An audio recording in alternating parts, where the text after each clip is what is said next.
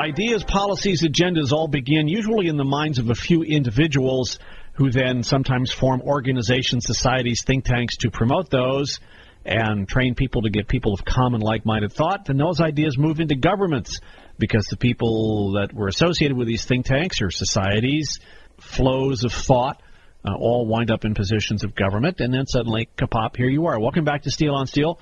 John Luffer here with you, talking with Dr. Dennis Cuddy, who's author of the book The Globalists, and also another book called Secret Records Revealed, the men, the money, and the methods behind what was at one time called the New World Order. It's funny how those people promoting global government for over a century kept referring to this New World Order they were working towards, etc. And then in the 90s, President Bush began to use it, and suddenly everyone said, well, gee, what is this? This seems to be some kind of global governance. And they said, oh, no, and branded anyone who uses a term like that as being a kook. Well, make up your mind one way or the other. The other issue is that if you go back and look through a lot of the thought over the last 20 years, 30, 40 years, has been to regionalization as a move towards a new order, a new international order, new global governance. There's a whole series of terms that they use for this. But, of course, if you're going to have new global governance, then you have to say, well, does that mean a new global government? Because in order to have governance, you have to have a government, and that means we have to have order. See, all those terms keep popping up. And therefore, we have to have some kind of laws or regulations or something imposed from without.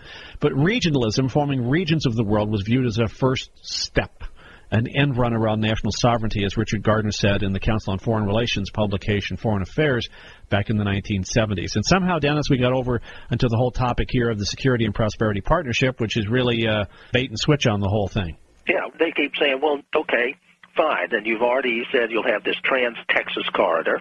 It involves Zachary construction in Texas and then Centra. Many people look at Centra from Spain and say, that's it. No. Centra is only a small part of a larger group called the Ferrovial Group, Ferrovial, which is really in control not only of that. It's bought up another large Texas concern. It's in charge of Poland's airport. It just took over the British BA, it's called, their air transport there, the Santiago, Chile's airport, and all over the place. They're buying up. Centra is just a small part of that. And the head of that organization, along with this person I mentioned, Javier Solana, one of the strongest, if not the strongest person in the world, Secretary General of the EU, or last year named by the Brands, that's B-R-A-N-D-S, that's the elite of Spain, as two of their 4 honorary ambassadors to show their friendship and their strength and so on. So it's all part of this plan. And so when George Bush is asked the question, is this leading to a larger, and he says, oh, that's ridiculous. Okay, fine. Then this is what you're saying, Mr. Bush, is going to happen. We've got this massive Trans-Texas corridor, rail lines, 16-lane highways, and it goes through Texas and wipes out, millions of acres of people's property. And then what, Mr. Bush? It comes to a screeching halt at the Oklahoma border. It all converges into a 2-lane rural route or something. You've got to be kidding. Well, that's what I'm talking about. I've used that analogy before about when the global governance crowd finally make their final push for this regionalism, which we're seeing in their currency. It's like a runner. They're going to have to strip off all their clothes and be seen naked and hope that the fans don't jump out of the stands and tackle them before they get to the finish line. Yeah, and like you say, they're obvious. There's an outfit called NAFINA, N-A-F-I-N-A, North American Forum on Integration, and Robert Pastor, sort of the architect of the North American Union, is the director of that. And they're very bold. If you look at their website, they show you the 4 corridors. There's the Western, Pacific, Central Western, Central Eastern, and Atlantic corridor. And they have the little routes there, the roads and what cities they go through. And they even had a Great Plains conference, I think, in September, about a month ago, and a Mexican mayor was there and said, sure, we ought to get going on this, make it fast, make this like the European Union, let's get on with this thing.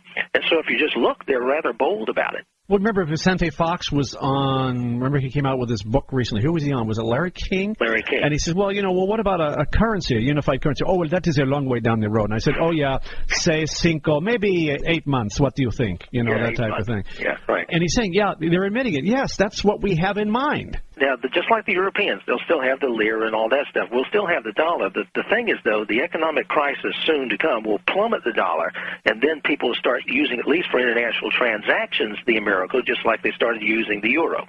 Yeah, and then everybody gets accustomed to that, and then we'll transition into the Phoenix. And ironically, at each stage, remember the creation of the Federal Reserve?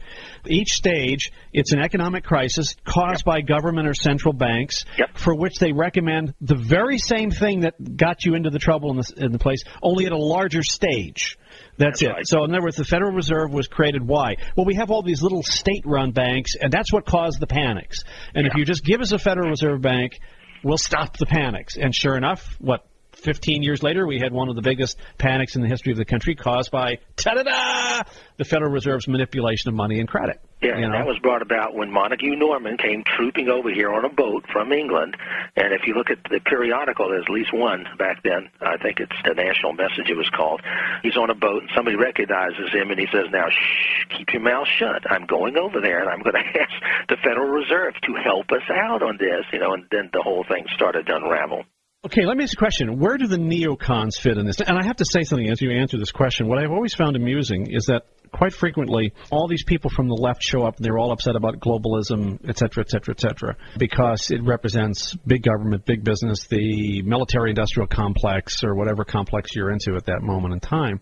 And I have to laugh at this because when you try to tell them why this is or that it was happening in the first place, there's this denial, but they'll still show up in Canada to protest, You guys really don't quite understand what's happening here. You've got a little part of the picture over on one side, but in reality, the image, I think, is, say, if you got rid of President Bush and put in President Clinton, all of this would go away, and nothing could be further from the truth.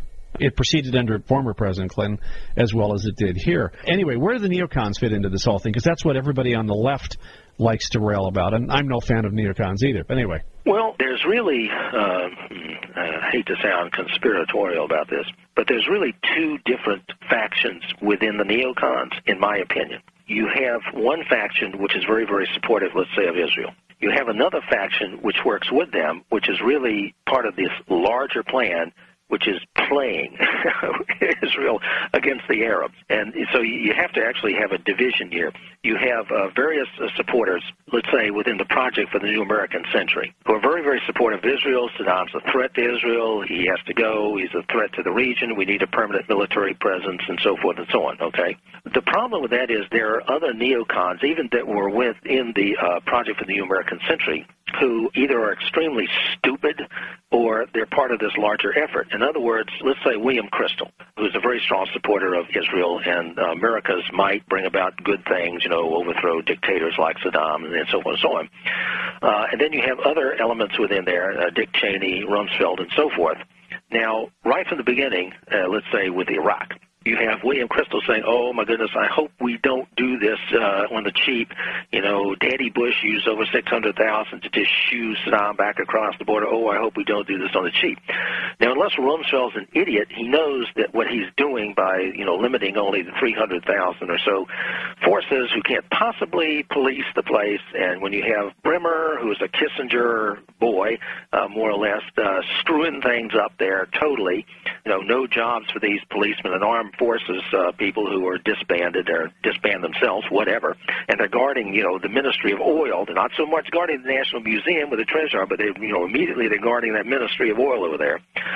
You would have to think they're either dumb or they're part of this larger, I think, dialectical process where what you want to do is keep this instability. You don't want to be totally successful, but you don't want it to turn into chaos because then, there really would be problems for the Middle East, let's say Israel or whatever. So they keep this sort of simmering for like 3 or 4 years. This allows you to stay there permanently in the area. But at the same time, they're not stupid. They know that a democratic election will bring about this Shiite majority, which can then say, yeah, we're in control, so you can't boss us around, and we're all beholden. I think there was a Frontline program on PBS a couple of nights ago, and I had written about this even before. I said, look, the current head, who we literally installed in Iraq, then is exile in where? Iran and Syria, right, under Saddam. So he's really very, very close to them. And the mullahs are very, very close, and it's all part of this Shiite, overview. Well, these guys aren't stupid. I mean, Cheney's not stupid, and Rumsfeld's not stupid. So they're a continuation of this pan-Islamic thing. Why? Because it's to bring about this dialectical process.